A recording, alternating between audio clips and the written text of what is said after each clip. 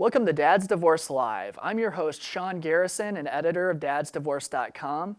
Today we're joined by award-winning journalist Kimberly Seals Allers. Kimberly recently wrote an editorial for the New York Times Motherlode blog regarding her decision to forgive her ex-husband of $38,000 of child support debt. Thank you for joining us today, Kimberly. Thank you for having me. To start with, can you tell us about this decision to forgive that money and why you felt it was the best decision for your family? Well, I really felt that when it came to my family, it was something that was standing in the way of my daughter's relationship with her father. Basically, I was inspired because she was graduating from middle school, and she really wanted her dad to be there. But because he's moved back to London, which is where he's from, since our divorce, coming over was a concern, obviously, with child support enforcement and fear of arrest warrants and things like that. And that was really a tipping point for me to say, I don't really want this to be a thing that gets in the way of, my children, their relation with their father. So, I had been thinking about this and really being concerned about receiving mail at the house and letters from family court and just, it just wasn't a good vibe that I want around my children. And I've always tried to look at child support and, in a more total way. It's not just about the money, but also about the other things that I see that my ex-husband brings to the children. And so I wanted to really value that and say this really is about more than money, and let's come up with a new way to value that parental support. Sure, and you mentioned the judge was kind of surprised when this was brought up, and you even got some backlash from your friends. Can you describe the reactions you received, and I guess how you kind of responded to that?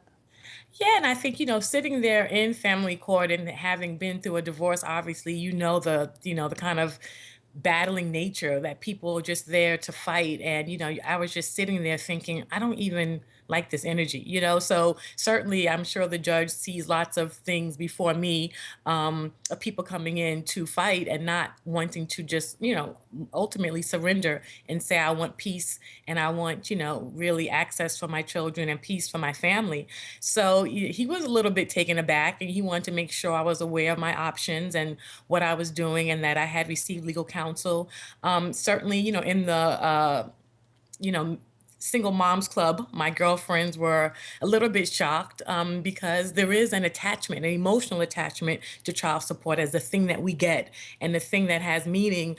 But I was really looking for something else to kind of attach my meaning to. So it was certainly interesting, even amongst relatives and family members since writing the piece, the response has been very interesting. And in your opinion, how important is it to take into account all the value that dads can bring to the table outside of just a dollar amount? Right. I think that was really the point that I was making and that is that our system is broken, that we've reduced, particularly with non-custodial fathers, obviously, support to financial and, no one wants to be reduced to a dollar amount. We don't want mothers to be mothering to be reduced to a dollar amount. But yet we've done this with fathers, and I think it's dangerous, and I think that we have to start thinking about other ways. The other distinction that was very important to me was that, I think that there is a difference between the unwilling and the unable to pay. And that's a really important distinction because, my ex-husband had moved here to this country and then he moved back. And so a lot of his arrears were really caught up in, the transitions of, trying to reestablish your career, moving to another country. So I was understanding of that, but I never viewed him as unwilling to pay, but that he was simply unable. And I think that we need to figure out a way that when fathers, are willing but unable to pay for whatever circumstances, that we can create other value systems that allow them to not be penalized, but to can allow the children to continue having that father in their life, which is so important. Sure, and to kind of expound on that, you wrote at length about that distinction between an unwillingness to pay and being unable to pay. Can you elaborate, on the dangers of failing to make that distinction, which we see a lot in family courts?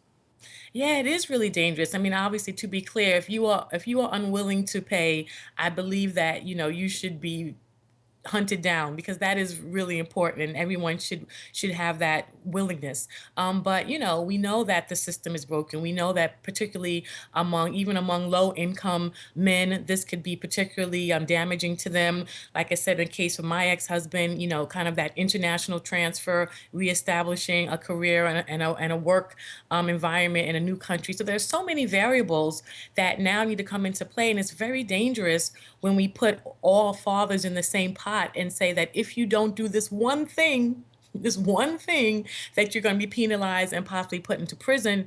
When I was thinking that in other ways we value time. If we get a job, we don't look at just our compensation in terms of our salary only. We might look at benefits or flexible time off and other things that we would consider part of compensation. And so we certainly have a way of looking at other things outside of money in other areas of our life. But when it comes to fatherhood, we put everything on money. And I think that we need to look at something else, because it can be very dangerous and overly punitive to certain populations. Absolutely. And is there anything else you'd like to add, Kimberly? No, I mean, I think I appreciate you having me on, and I really am grateful. I've taken a lot of heat for the things I've said. I've got a little bit of backlash on social media sometimes, but mostly I'm really grateful that we could have a conversation about really thinking about what's truly best for children and having an open dialogue about things that we can do to better, look at the value of fathers in our children's lives. Well, thank you so much for joining us today, Kimberly. We really enjoyed having you here on Dad's Divorce. Thanks. That was Kimberly Seals Allers, who is an author, journalist, and blogger for the New York Times. To read more about issues related to child support, make sure to visit DadsDivorce.com. This has been Sean Garrison. Thank you for watching Dad's Divorce Live.